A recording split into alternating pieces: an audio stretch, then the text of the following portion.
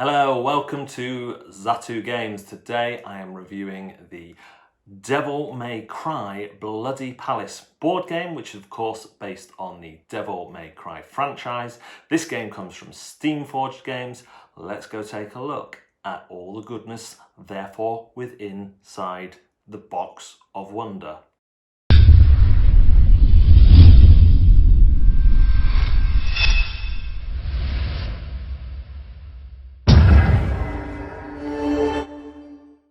I was trying to work out the best way to show you how to play Devil May Cry, but I thought if I show you the overall map first, because that never changes, some of the minis and the stuff on them, and then we go from there with card play, zooming in on exactly what we do with the cards. So the minis are white for your heroes, your good guys. This is not a cooperative game, but you do not attack each other. You are simply trying to be the most stylish in the way that you fight the enemies. So you're trying to kill them. The interaction you will have with each other is by nipping in, killing a character, and then nipping away again, taking all the goodies.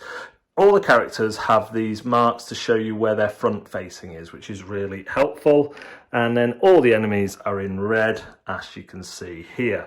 So generally, you will set up a scenario using the scenario cards, and you'll have a boss level and various levels depending on the player count, and each level will show you how to set up and what achievements to do and what enemies, and obviously they get more and more in-depth and difficult as you go along. So you kind of build your own levels, and you could tinker with that as well. All the enemies work in a broadly similar way. They have a card that specifies their stats. So for bosses, and then this is a normal character, this is a boss, and gives you any special abilities and hit points and health, etc. Now, this is how many reward gems you would get. So you'd get 3 reward gems from this one, 3 health gems and 6 reward gems. Reward gems are generally used to buy upgrades. Bosses are obviously a lot bigger enemies. You have enemies with 3 sides, again with the prints on, and you have one huge boss character in the base game. But there are some impressively to drop minis in the game, as you can see. So that's kind of what's happening on the board. You'll be moving and attacking all through card play. So let's take a look at how that works by zooming in on this player board.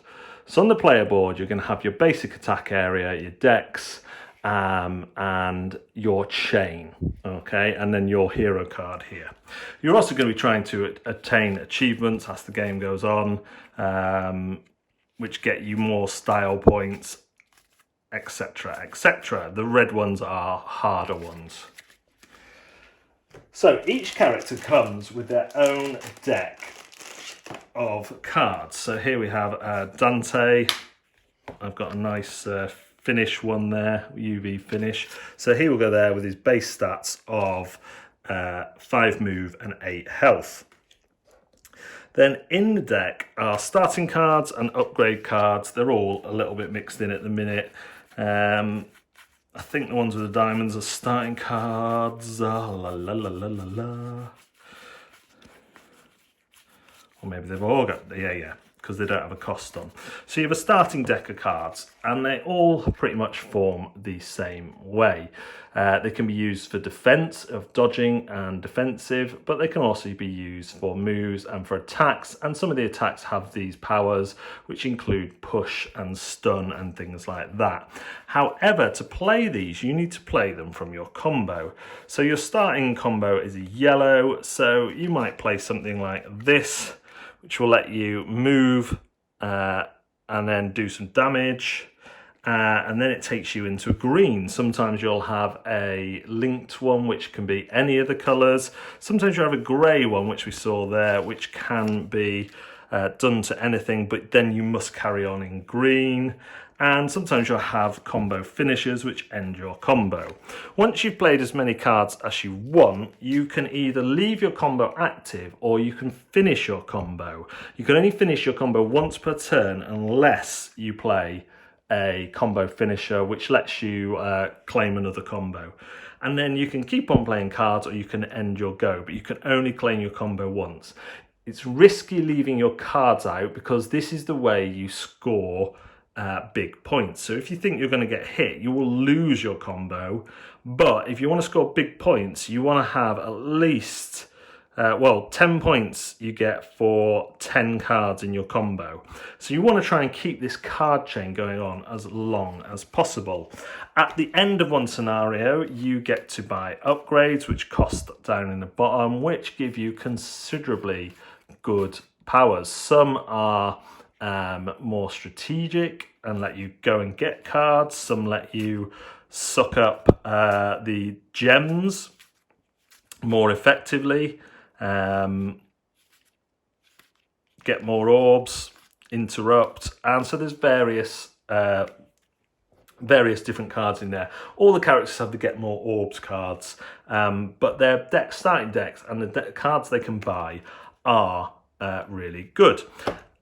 So you will play through 4 rounds, 3 levels and a boss, and then you will see who has the best score, the best being super stylish, sexy, past 75 on there. You can play it solo, just versus the monsters, or you can play as a competitive game where you're all competing for the most score, and that is Devil May Cry. Devil May Cry is a game that I really like, and almost surprisingly like. There are a few things that might bug people. Firstly, there is a variety issue in the sense that you're always fighting on the same map because this is an arena game. So it kind of doesn't matter, but there's no things like you can't add in any scenery or things to worry about like that. But the variety instead comes from the enemies and how they react to you, what you do, how you build your deck out, and so on and so forth. But there is that to bear in mind. Obviously, games like Super Fantasy Brawl only have one map, and it doesn't matter there. But their variety is wider because of the setup of this. I think Devil May Cry, as it is, the variety isn't amazing if you only have the core box. And that's probably my biggest issue with Devil May Cry, is that the core box is a lot of fun, don't get me wrong, but if it's a game that you want to play lots and lots and lots and lots, you're probably going to see everything quite quickly and then want the expansions. Now, there are expansions, so that's good, but I just thought that is worth mentioning right at the start. Having said that, the core mechanics of this game I really, really like, and it's a card system that I'm not sure I've seen before, certainly not done in this way. The way of chaining your attacks together to make a combo, that you don't necessarily want to outright kill the enemy. At some point you do, but initially you don't want to outright kill your enemy. You want to look as stylish as possible whilst doing it. So in essence, that means playing as many cards as possible.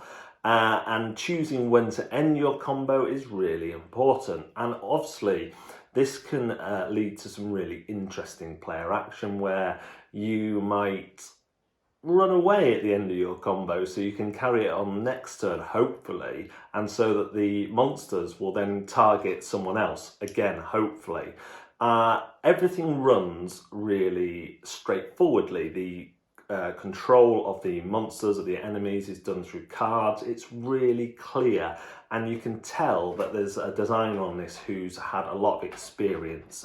James Stewart, who's done stuff for Games Workshop and stuff. You can tell that there's someone who knows what they're doing there. So in those kind of elements, in the elements that you're trying to be the most stylish combo that you can, it really captures the source material. You will move in, do a few slashes, jump back, shoot, then turn your focus to someone else, and so on and so forth. The card system of upgrading does work really well. It does mean that you have to play a game to get your deck edited. The first game you play, you're playing with a deck as suggested. Then you'll start buying stuff in from your specialist deck as well. Getting the orbs is true to the game, but also there's a bit of competition there when you play versus, because this is a versus game. Even though you can't fight each other, you need to position yourself well for those orbs, and if someone takes the orb hoover, as it's not called, then they can collect those orbs from further away, and that really puts pressure on you. But they've had to put that in at the expense of another card. So you do want to be around when you make finishing blows, and also when other people make them, in case you can get some of those rubies. The health ones are really important as well for extending your life. Because dying can be really painful or not so painful. So choosing when to die is really important. As you get past those ranks on the outer board, if you're gonna die, if you're near death, you want to kind of just be past one. You don't want to be well past one and then lose all those points. And I really like the scoring system as well, being so tied into the source material. So for fans of Devil May Cry and for fans of miniature games, there's a lot to like here. The only sour note that I can really put on the whole experience is that in the base game at retail, there isn't quite enough variety in my opinion. Of course, I picked up a couple of expansions, so that is quickly solved. You even have an expansion that gives you alternate versions of the heroes, which is great because that adds in more cards and more powerful versions as they kind of devil up. I'm not hugely familiar with the source material in terms of terms and stuff, but I have played it. But even as a kind of casual fan of that hack and slash game, the game does tie into the source material enough, so it feels like it is the source material whilst still being a tabletop game. That's my thoughts on Devil May Cry. If you like the game and pick it up, do send us some photos on our social media. So thank you for watching another Zatu Games video. Do remember to hit like and subscribe and ring the bell for notifications. We also have accounts on TikTok, Twitter, Twitch, Facebook, Instagram, and that might be it. It might not. Facebook. Did I say Facebook? Probably. Search for Zatu Games or Zatu Games UK to find all those lovely, lovely accounts. And remember, we have a live show on Facebook on Wednesdays from 8 PM, and we are live on Twitch on Monday lunchtimes at 12 and Fridays from 9 PM, playing a mixture of video games and board games. We'd love to see you there. But for now, thanks very much for watching, and we'll see you next time.